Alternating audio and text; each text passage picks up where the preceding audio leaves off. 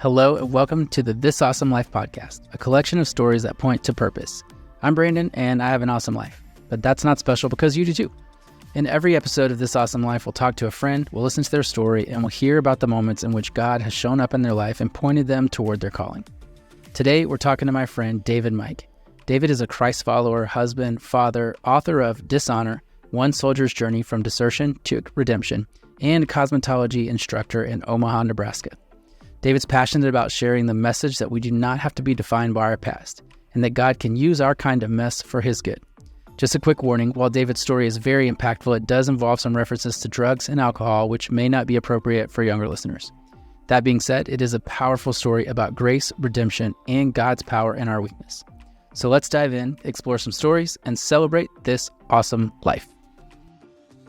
Well, hello, and thank you for listening to the This Awesome Life podcast. Before we jump into today's conversation, I want to share an announcement with you. My brand new book, Magic in the Mug, is going on sale on September 17th, and I want you to be one of the first to check it out. It's going to be available on Amazon, Barnes & Noble, other major retailers as well. There'll be a link in the show notes so that you can find it. Now, this book is all about how a single cup of coffee can help us to discover a life of purpose. I hope that this book that you're empowered and encouraged to chase your big dreams, to plant something awesome, and live a life of purpose. I hope you'll check it out. Check the links below to pick up your copy.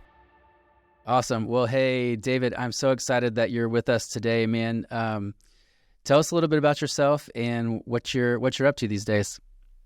So I live in Omaha, Nebraska, same as you. And I am a cosmetology instructor at Capital Beauty School. It's a business that's been open for about 100 years, and I've been there since 1993. So I've been pretty stable in this location, and have three daughters at home and my wife. And then I have a set of twins that live in other states, and pretty much just doing life, teaching people how to do hair. And also I'm an author of a book, and it's my memoir, which is the reason why we're talking today. Yeah. That's cool, man. Very cool. So what, here on the podcast, we talk a lot about purpose and what that is. And I've told a couple of people that I think it's been a little bit mystified, and that we all think that our purpose has to be this perfect thing with a bow on it. And it's like exact or very niche, if you will. But I think it's a lot broader than that. And we've just been kind of exploring stories, like big stories, all the way down to random stories, and sort of discerning where we can find our purpose. So I'd love to hear part of your story, man, and how it helped point you towards your bigger purpose, or kind of helped you decide, like, this is who I am, this is what I was made to do, that kind of stuff. So yeah, man, love to hear your story. Take it away. So I grew up as a military kid, and I had a long military lineage, family members who served. And so being a kid who moved around their entire life with their dad, and experiencing the military life, I decided that that's something I wanted to do. So I kind of geared myself up towards that my entire high school career. I kind of did the ROTC program, and I was just ready to go, and ended up joining the Army. So that was what my goal, and I got to do that. It was pretty cool. And then during that time frame, I had a breakup, relationship breakup that made me kind of feel a little sad and devastated. And all my friends that I was in the Army with took me out, and they're like, you got to go out and, have a good time. And somehow, some way, I ended up taking a hit of ecstasy that night. Just a random occurrence. I'd never done drugs before. I've never drinking before, any of that stuff. I grew up as a, Christian home. My father was a music director in the church. And oh, wow. So it was just super out of character for me. But that night, after I took that pill, I couldn't get enough of it. I was immediately hooked. Ended up turning into a very frequent weekend thing that turned into, as much as I could get it. Sometimes even at work, I was a little bit, taking this drug, and it was just basically a way to take away the pain of life and take away the reality of the situation that I was in. And it was very artificial, but it had me hooked. So, and then I went from using it to, because I was getting it so fast and so frequently, people were seeing that, and they decided to ask me just to get it for them. So I'm like, yeah, just give me your money, I'll take care of it. Not realizing I had just turned into a drug dealer. So I took the money, went and got it. The dealer was like, wow, you're kind of moving some stuff. How about I start giving it to you for free if you keep pushing it this way? So I became kind of like a secondary or third dealer. And this is all still while I was on active duty in the Army. And Oh, wow. eventually, when you do that, you get caught. So I did get arrested. I ended up in jail, and kind of had a moment where I, it was actually a very pivotal moment because I had told everybody I was so hooked on this drug that if I had got caught basically, that I was going to take everything that I had on me. And that night, the night before I got arrested, I had no idea I was going to get arrested that night. I had taken all these little pills and stuck them in individual bags. And Hmm. that's something I hadn't done and didn't need to do, but I was bored and decided to do it, I suppose. But because that night I had done that, I was not able to consume them. So I had about 100 hits of ecstasy that I had to literally throw on the ground because I definitely was going to consume them and take myself out. And I think Yeah. that was the divine intervention to keep Yeah. me alive basically on this planet. So that was the first situation that kind of like, I look back and go, well, that was definitely in God's hand in my life. Then I got arrested. The cop told me that if I worked with him, he'd let me out and kind of, it would help me with my sentence and everything because I was definitely going Right. to jail. Yeah. But I decided to run away. So I ran away for 6 months and I was on a run from the army and I sold drugs to stay alive. I moved from Louisiana to Houston, Texas, and just kept making runs back and forth. Long story short, I ended up getting caught again, ended up getting a court martial, and I got a 5-year sentence, had my stripes taken from me, and ended up going to prison. So I ended up in Fort Leavenworth, Kansas from there. Oh, wow. Wow. So, man, it's a big story, like a big turn, you know what I'm saying? And like, yeah, here you are, right at the other side of it. Tell me what you're doing now and how kind of that helped launch where you're at. Well, while I was in prison, I was, there's a whole bunch of stuff. It's all in the book, Yeah. Dishonor, One Soldier's Journey from Desertion to Redemption. That's the title. Nice. And we'll put But that link, if you want to buy David's book, we'll put that link in the notes. So make sure you check it out. So while I was in there, I was listening to a radio broadcast. It was a Christian radio broadcast, and I heard this guy talking, and he said to these people on the air, he would answer questions about grace and forgiveness, which are words I heard in church, but didn't really Sure. quite understand them fully because, when you're young, you're not quite zoned in sometimes.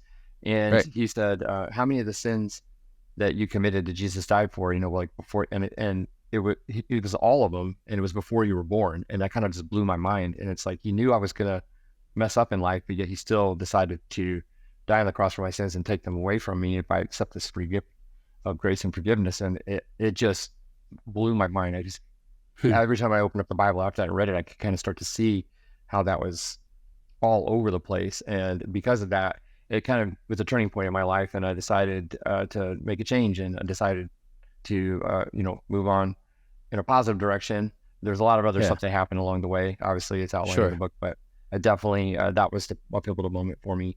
So when I got out, came to Omaha, went to Harris School, became a teacher, and people were telling me from time to time, little bits and pieces of their life, and I would share bits and pieces of mine. Is sometimes I was in prison slipped into the conversation, and they're like, "What?" Right. And Yeah. so after I would tell a little bit of my story, they're like, "You should write a book." And I was like, "Well, I don't know. I'm not sure I'm a writer. I don't know how to do that kind of stuff." And I ended up joining a group by author John Acuff, and it was the START experiment. And it was all these people getting together to kind of just do something. And so I joined this, and people started giving me some free advice on how to move forward with it. And I feel like there was a lot of divine intervention, just making everything fall into place. After, at the time, I think it was about 25 years of having lived with this past and this shame and this guilt of not serving my country honorably and not, basically being an inmate and having all these labels put on me of negativity, that Yeah. most of it was in my head. It's something that I was dealing with on my own. But I started writing and blogging, and all of these people started like tuning in and saying that what I was sharing with them was helping them and helping them understand maybe something that one of their family members have gone through or something that they have gone through themselves. And God was using my story to help other people heal. And it was really cool to see that. And never in a million years would have thought that this would have come from that. So I decided to Yeah. go ahead and blog the whole thing. At the end of the blog, I put it into a book, and it's been published for about 6.5 years now, I believe, and Okay. it still circulates. And I do send free copies to inmates in prison if on request, if somebody has somebody they know that wants a copy, I just ship them a copy. That's Yeah. awesome. That's awesome. How what are some of like the big I'm sure you've got stories of people who have been impacted by that story, you know, like do you have like a big win or something that you've been celebrating lately? There's been just quite a few. I kind of lost track. I never really kept track of how many copies I actually sold or how many copies I've sent to prison. But Right. I have had people reach out to me and just tell me how much my story meant to their child, or the fact that they have some hope. My parents, when I did end up in prison, they were praying for me. There's people all over the world that were praying for me. Sure. And by world, you know, being a military kid, I had family members and friends and connections all over the place. But it was just the power of prayer was able to help me move forward. And so I really wanted my book to do the same thing for people that were in prison. So I keep hearing from people all the time about family members being basically getting some hope on that they can still do something with their life afterwards. So my mission is to help people understand that your past doesn't define your future, and that you, with God's grace and forgiveness, you can come out of that and be a clean slate, new person, and move on. Yeah, that's so good, man. I think a lot of us are looking for a purpose in what we do, and not enough of a purpose in what we've been through. You know what I mean? And so I think for you, like looking at this concept of purpose, it's like, man, just sharing that story could be it. You know what I mean? It's like the thing that you get to do to really impact people around you and help them move forward, you know? So that's so awesome. How is your, you know, you came to Omaha, you kind of changed careers, obviously, like different scenario and stuff like that. Have you seen, you know, any like big defining moments that have kind of brought those two worlds together? Or is it just sort of like that was then and the story is the story and this is me now and it's different? Does that make sense? You know what I'm saying? Yep. And it's kind of like two lives, because I do have my everyday life, and then I have this past that, you know, you want to move on from your past, but my past is basically my mission and my passion to share with others. So I can't really come out of it completely, because I'm kind of using it as a tool to let people know that there is this free gift of salvation and forgiveness. That, and so I would say that the fact that I have about 20 students every 10 weeks who come into the school, and I'm able to, you know, it's not something I blatantly just start talking about, but it leaks out, because if you follow me on social media, it's there. And so it starts these conversations, and I'm able to kind of be real to people, and they see that I'm not just like this teacher who's up there, but there's a guy who's been through some stuff, and maybe he can understand what I'm going through. And I'd say the mentorship aspect of it has been really great for my job. And then just in general, I just love sharing my story, just to let other people know you're not alone. And I do find sometimes when you tell a story, your story or whatever you've gone through, other people will say, I've gone through the same thing, I just never talked about it. It's really interesting once you bring it up, that other people will say that they've been through it as well. Yeah, I think that's such a good encouragement of telling people, like, you know, everybody wants to leave the past behind a lot of times, like, oh, I messed up, I'm not that person anymore. And that's true, like you're different now, right? You've changed. But at the same time, I think too often we try to hide our past, as opposed to like really, really mining it for what we can discover and what we can learn from it, and then how we can help other people. You know, a lot of times with the mistakes that I've made in the past, I want to just like learn the lesson quietly for myself and move on. But it's such an encouragement to think, man, that we can actually use that story and lean into it a little bit and say like, hey, this was who I was and here's what I learned from it. That's so awesome. Have you ever, have you had that conversation and like encouraged people to sort of share the hard stuff and, see them kind of find more freedom in that? Yeah, I agree with that. I do feel like people have come up to me and said that, thank you for sharing. And it's made me change my mind about, X, Y, Z. Or there was a woman who was struggling with, I think, being in an abusive relationship. And then after hearing my story and hearing that how much God has forgiven us, she actually reached out and forgave her ex-husband. And there's been people who said they've read my story and it's kept them from using because they were in the middle of, the struggle of addiction. And I do not claim, any credit whatsoever in any of this, because I know it's God using me as a vehicle and the mess that I got myself into for his message. And so, yeah, it's just been really cool just to see people that I'm able to be used for that kind of change. For sure. Absolutely. What advice would you give to somebody that's like in the middle of it, man? Like they're going through it and then they're right in the middle of that difficult season or in the middle of a bunch of mistakes. What advice would you give them to help them move forward? Well, the first thing I would say when it comes to addiction, and you may have heard this before, but the problem with addiction is it's a very selfish sickness, and unless somebody's ready to change themselves, you can't really help them. You can be there for them, you can Right. support them. You're not going to be giving them money and all that kind of stuff, but at the same time, just being there, praying for them. But the person who's in that, like you have to come to a decision that I no longer want to do this again. And I had a moment where that happened for me when I was in prison about a year and a half. There was a guy that I was working with in a dining facility, and we had no supervision at that moment. Walks up to me, and I'd been clean for a year and a half, and he holds out his hand and said, "Look what I have," and it was a hit of LSD. And Mm. I don't know what I was thinking, but I grabbed it, took it, and that night we were all, messed up on drugs, and went Yeah. back to my room or my dorm or whatever you want to call it. There Sure. was a letter from my dad that I was waiting on, and it arrived that same day, and it was to my parole board. And in the letter, it stated, "I will stake my life, my reputation, and my job on the fact that my son would never do drugs again." And so Oh, I feel like that was a God orchestrated moment. Like I knew at that point that had he had to put all that up for collateral, I would have totally taken him out by my actions. And I determined I would no longer do drugs again because of the fact that I realized that the people that were out there loving and supporting me and helping me get through this, I had just failed them as well as mm. God, my country, and everybody else. So that was my defining moment. And I decided I will no longer do drugs again. And with the exception of ibuprofen from time to time because of my Well, age. fair. Yeah. But so that was my defining moment. And unless you have one, it's going to be really hard. But as far as people who are struggling, the other thing I would say is I never really reached out to anybody. I just kind of went Mm. into my mess. I kind of fell into this bad decision, and I just kept on going down and down and down. And I never reached out and said, "Somebody help me." So I think my biggest piece of advice is there are people in your life, there are people around you, even people that you don't know that maybe you trust, people in authority over you, just anyone, reach out and just say, "Help me," because you will Yeah. get it. It's That's pretty so rare good. I that think. somebody will tell you no.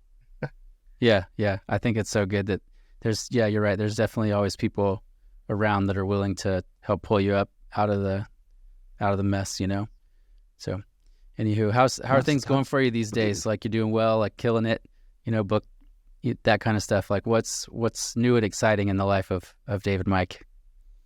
I would say just still having the chance to speak on podcasts, like after this many years, a self-published book, Yeah, usually, I think it lasts about a year and a half, and mine's still going. So I feel like God is still using it. I have another podcast interview on Monday. So that's like two in basically a week.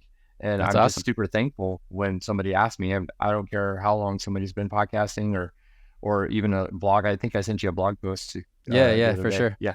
So I will share my story to anybody, and the fact that it still keeps circulating and it's still being used is just Yeah, awesome. I've got a great family and a lot of family support. So we just live a life, and I have a job, and thankful, and I've got God and on my side, and I'm blessed yeah, because of that. So can't get much better than that. yeah. And I might have jumped the gun on this next question because I think a lot of the same answers you just gave are these. Like, what keeps you going, man? How did you get? You came through this past, and you had, like you said, you had that defining moment.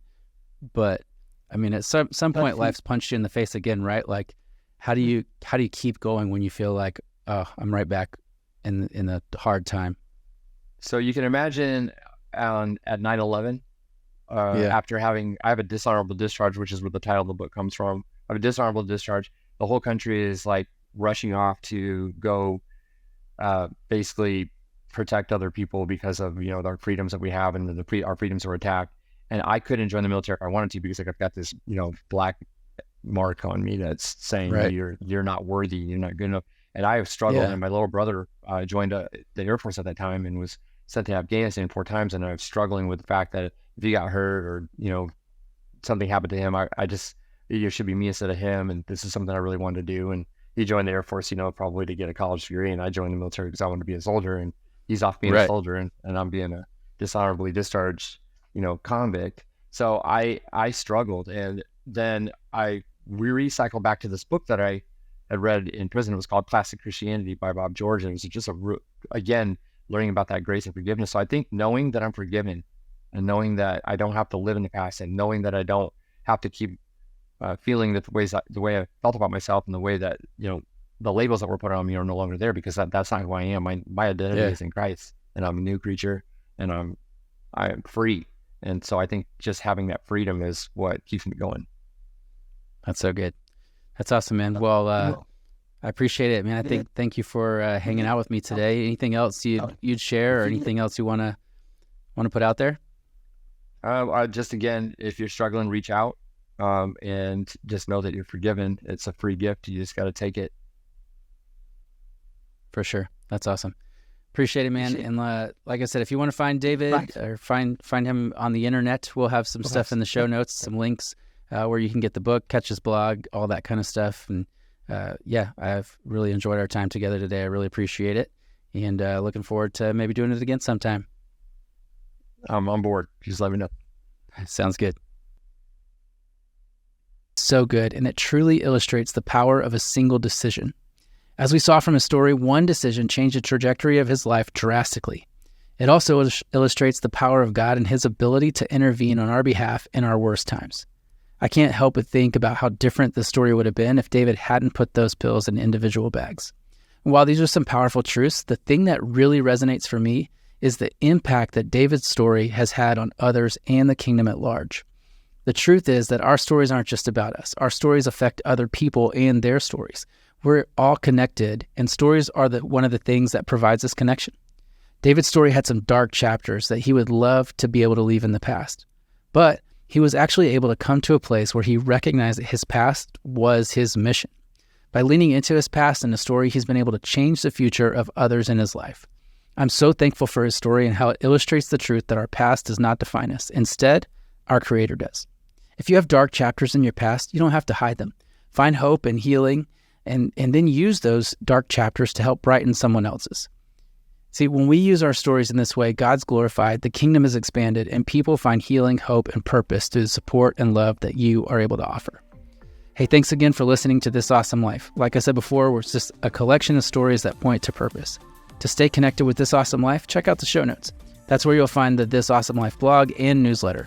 You can also find my social media links if you'd like to connect with me there. I'd love to get connected with you. Finally, if you want to purchase David's book, Dishonor, One Soldier's Journey from Desertion to Redemption, there's a link for that as well. If you love This Awesome Life, I'd love for you to take a minute and leave us a review. Don't forget to like or follow so you never miss an episode. Once again, thanks for listening, and we'll see you next time on This Awesome Life.